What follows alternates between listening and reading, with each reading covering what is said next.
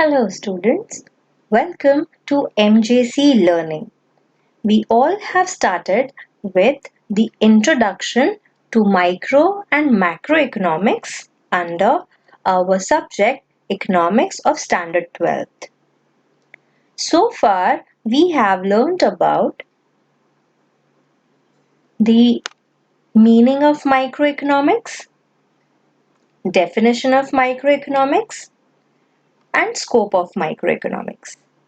So before proceeding to features of microeconomics as well as its importance, we are going to have a quick recap. So I'm sure you all are waiting for the features and importance of microeconomics.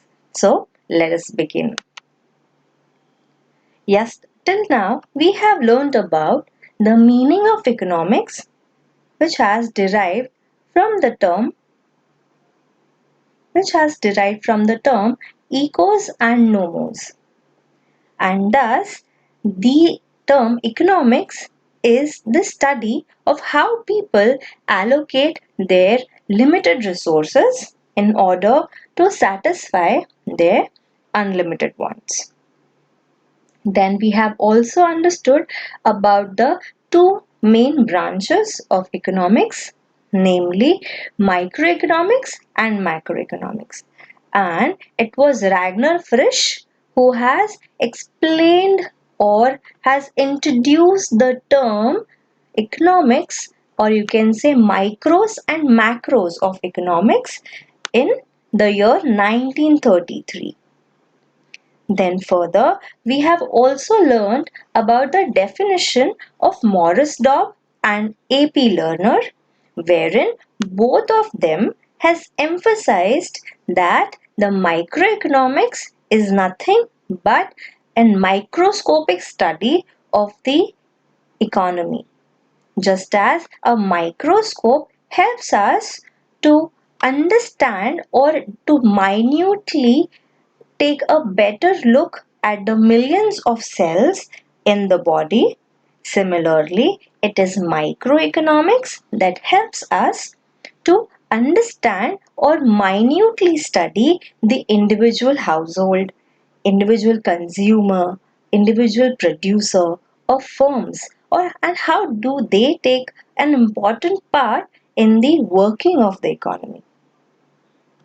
Then we have learned about the scope of microeconomics, wherein we have studied the three parts of microeconomics that is being covered under the scope. First is commodity pricing or product pricing. The second one was factor pricing, or how the prices of each of the factors is being determined, and third, the theory of economic welfare. You all remember? Yes, I'm sure you all remember them. So now let us proceed on to the features of microeconomics. The very first feature of microeconomics is study of an individual unit. As we have had a look at the definition itself, wherein we were made to understand that it is microeconomics that gives an insight of how a particular firm or an individual consumer behaves or works in an economy. So that is why the very first or the most important feature or the characteristic of microeconomics is study of individual units. So I'll read it for you. Microeconomics is the study of the behavior, the very important term. It is the study of the behavior of whom? Of small individual economic unit. And the examples or the part of it are individual firms, individual price, individual household, individual firms or producers. We are understanding their behavior in the whole economy. Okay? Now, can you see the picture onto your right? Yes, it talks about the price. The product over here is orange. Correct. And how much is the price tag over there mentioned? It is rupees 169. Now, can anybody tell me why is it just 169? Why is it specifically 169? Why not 1 rupees? Why not 1000 rupees? Yes, because the price is determined as we have understood in our concept, or you can say the scope of microeconomics, wherein we have learnt about the market forces of demand and supply. Remember? The theory of product pricing, wherein the price of an individual commodity is determined by the market force of demand and supply. And that is the reason why the microeconomics is said to be as the price theory. Why? Because it helps us in determining, or in a simple way to make you understand, rather than determination we can make use of the term deciding. So it is microeconomics that helps us in deciding the price of a particular goods as well as services. And also we have mentioned over here factors of production. That means we are again going back to the theory of factor pricing. See, that is why I have told you in the previous video that if you understand the scope of microeconomics, you'll automatically and very easily you'll be able to understand the features of microeconomics as well. So, is it clear, I guess? Yes, I'm sure you all are clear. But still, let us have a look at it again. Price theory. Why is it said to be as price theory? Because it is microeconomics that helps in deciding the price of goods and services as well as the factors of production. How many factors of production are there? There are 4 factors of production: land, labor, correct, capital, and entrepreneur. So, when a land gets rent, even it is the price paid for it, for using the land in the process of production.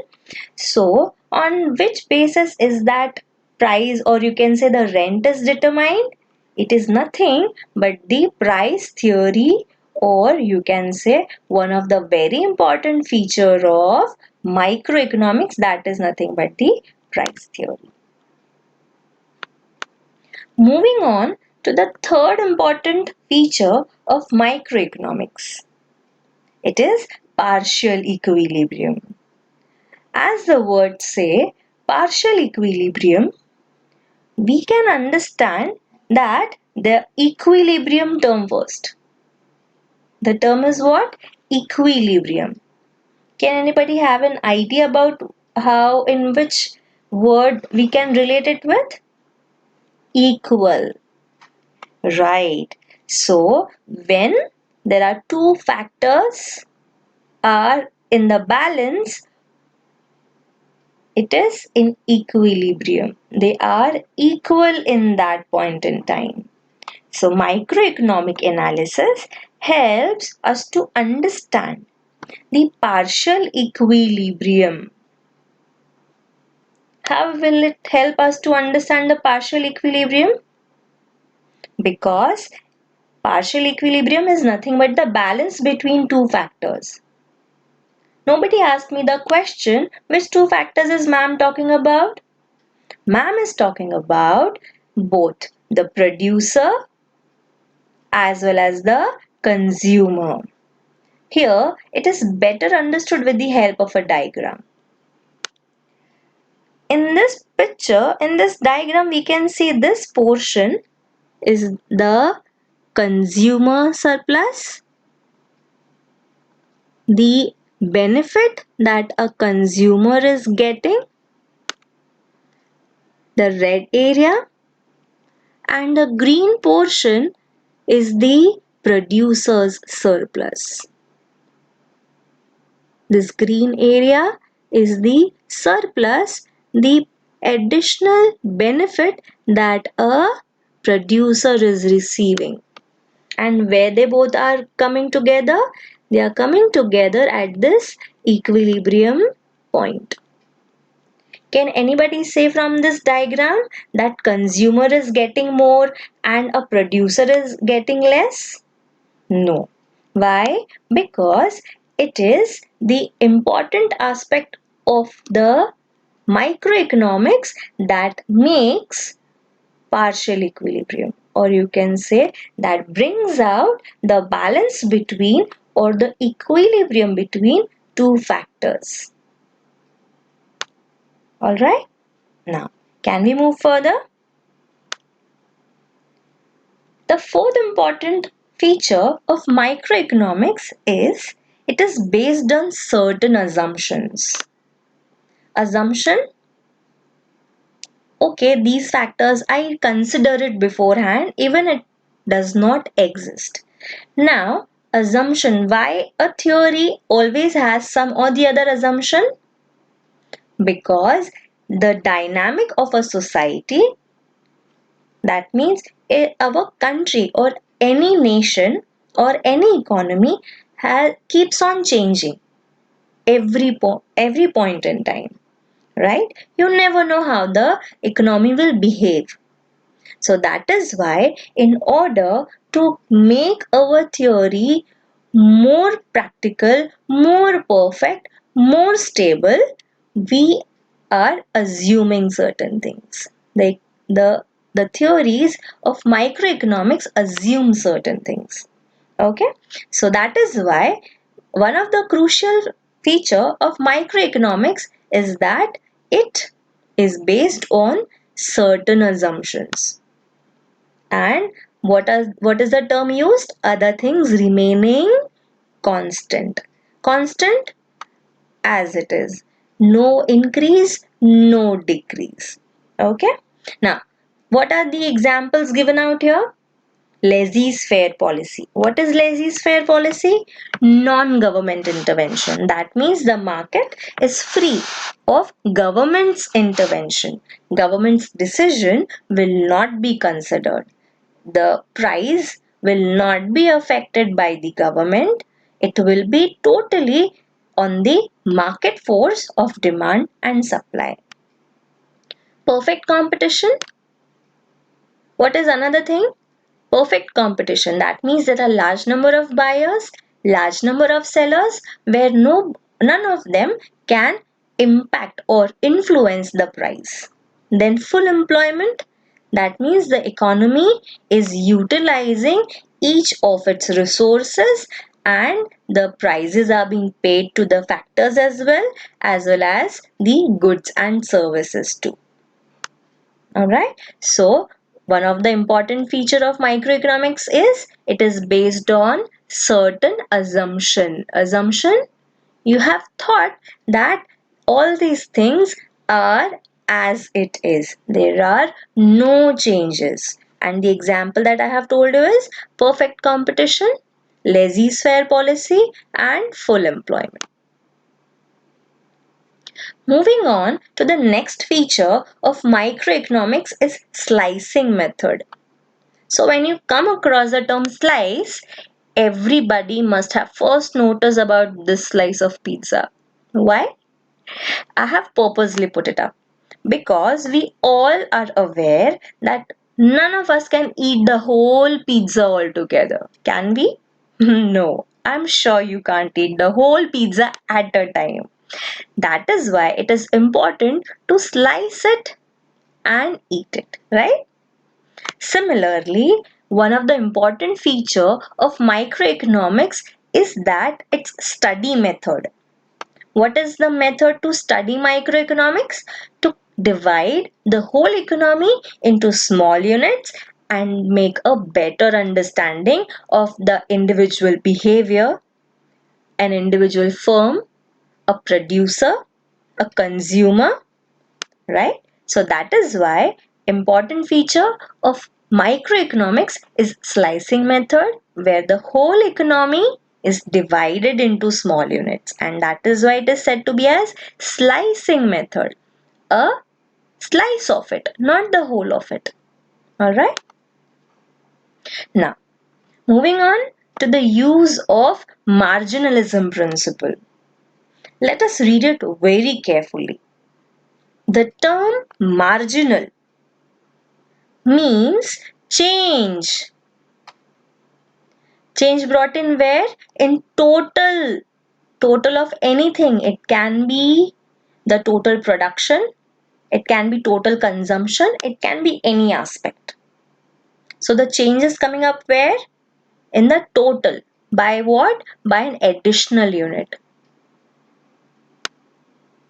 And it can be taken, or you can say the economic decisions are basically done by the producers and consumers.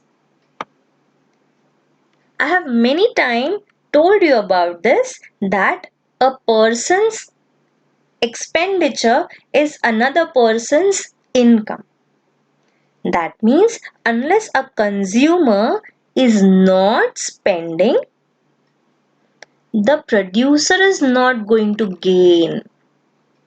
And if producer is not going to gain, he is not going to bring about a change in his total production. Right? So that is why even if a producer wants to increase his production scale, his factors of production, if he wants to add on some more raw material, how will he be bringing about a change in the total? It will be nothing but on the basis of the marginalism principle. Okay, so the decision of the economy is of, you can say, any producer or consumer is taken into consideration by the marginalism principle. Now, let us move on to the second last feature of microeconomics, that is analysis of market structure. It is microeconomics that helps us to understand different types of market structure. There are various types of market structure when it comes to economics. The example given here are perfect competition, monopoly, monopolistic competition, and oligopoly. Why it helps us, or why is the analysis of market structure necessary? Because in case there is a single seller means monopoly. So if there is a single seller in the market, what can he do with regards to price? Yes, he is definitely going to be deciding how much price a particular or a specific consumer is supposed to pay, because he is the sole seller and it is on him that he is going to charge any price that he wants. Whereas when you talk about perfect competition, as I have said earlier, there are large number of buyers and there are large number of sellers. And that is why a single seller is not at all the influential person when it comes to price. He cannot influence the price. That is why under perfect competition, the seller is a price taker, and under monopoly, the seller is a price maker. Now, how you got this understanding? It is possible only when you analyze the market structure, and that is done under microeconomics. That is why it is an important aspect of microeconomics. Let us move on to the last feature of microeconomics, that is the scope. Scope means the things which can be covered, the subject matter, okay, upon whom we are going to focus. So, limited scope. Since we deal with one single, or you can say an individual unit, let that be a firm, let that be a commodity, let that be a household, let that be a price. We are dealing one particular unit for studying, right? That is why, yes, limited scope. The scope of microeconomics is very limited since the study is confined to one particular, or you can say individual unit. I have given the examples over here: particular commodity, individual industries, individual firm, particular household, etc. Now, let us move on to the last part of it. That is, any guess? Importance of microeconomics. You all have forgotten the slide, I guess. We were supposed to deal with first meaning of economics, right? Then definition, scope, features. So once we are done with all these points, meaning, definition, scope, feature, what is left? Importance of microeconomics. So shall we begin? Yes? Shall we begin? Alright. So,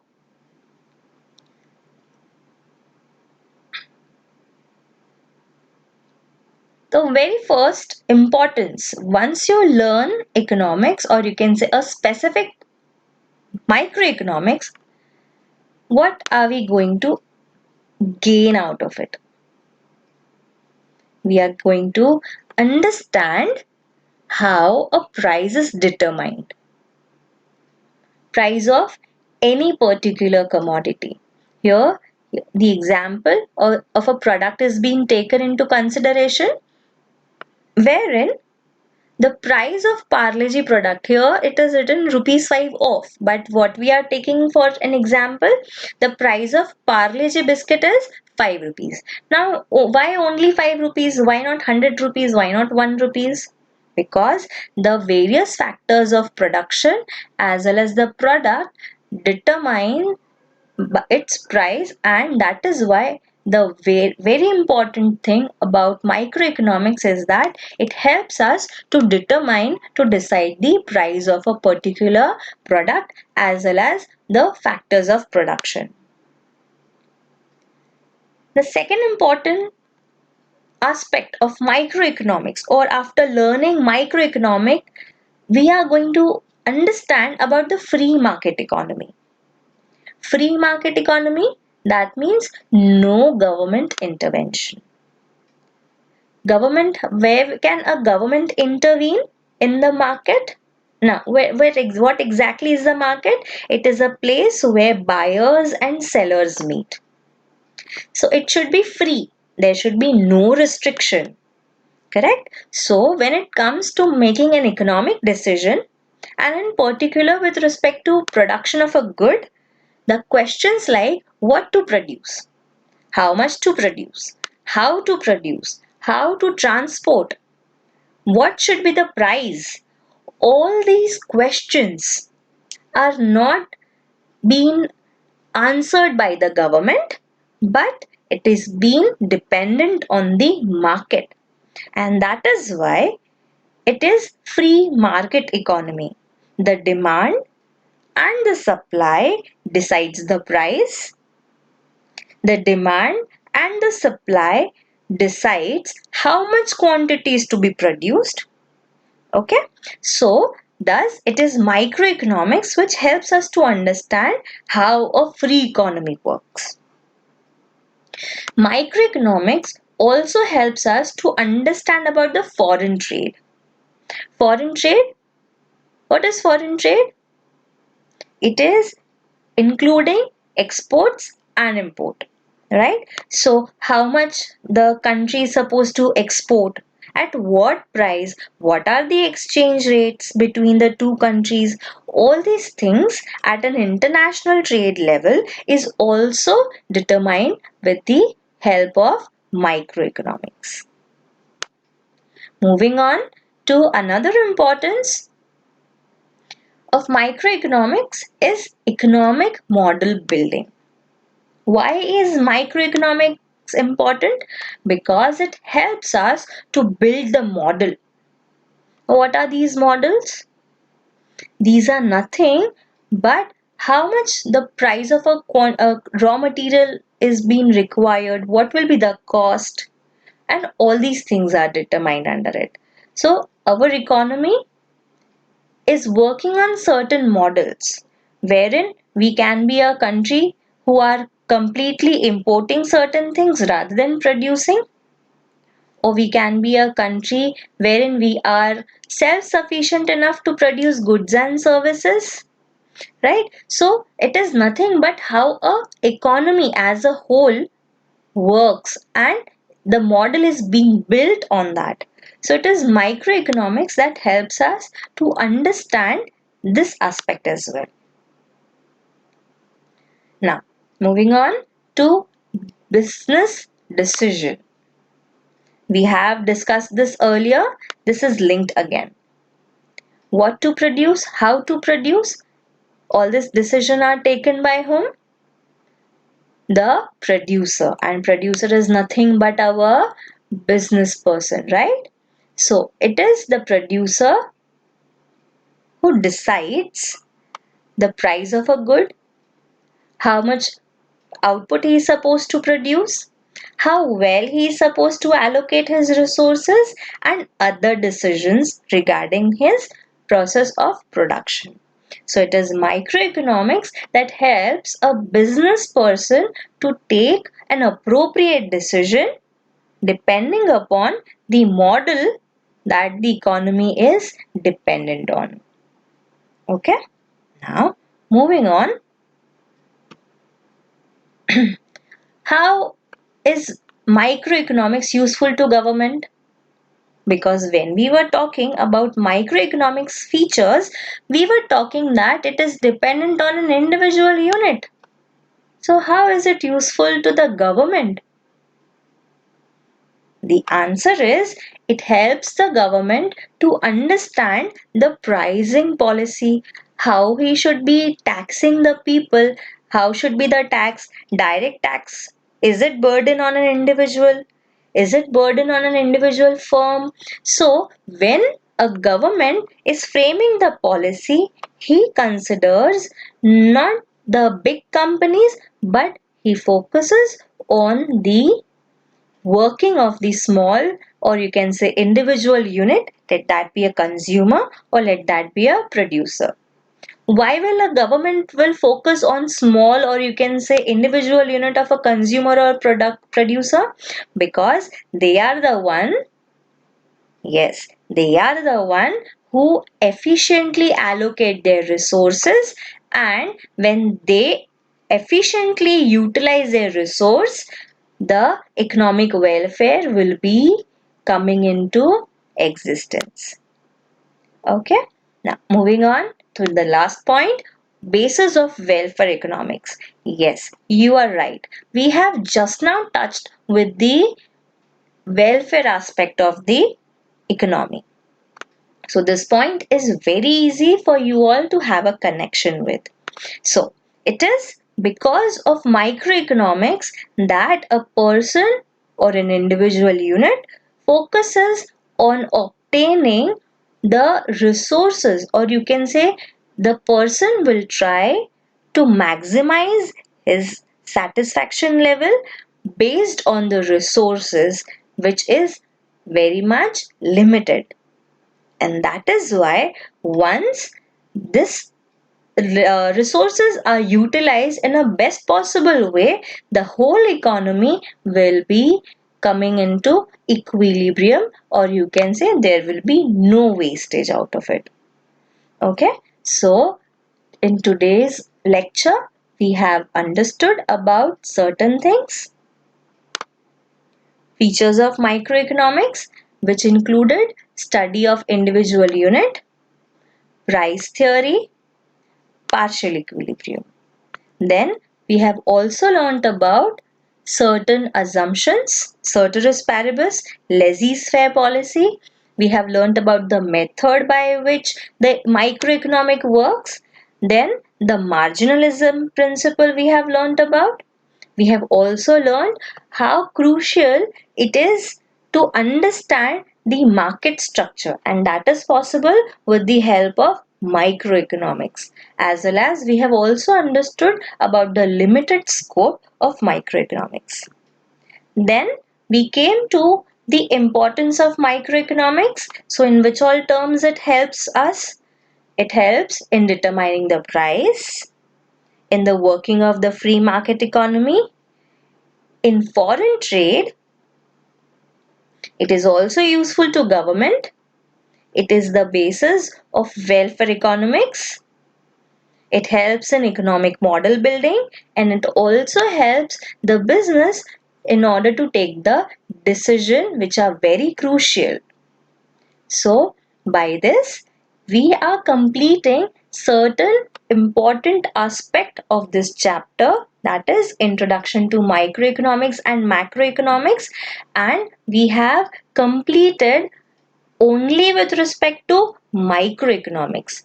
That was the introduction, meaning, definition, scope, features and importance. Okay, I hope you all have understood with each and every point that was being tried to convey to you. Thank you. Keep learning from MJC Learning. Thank you so much.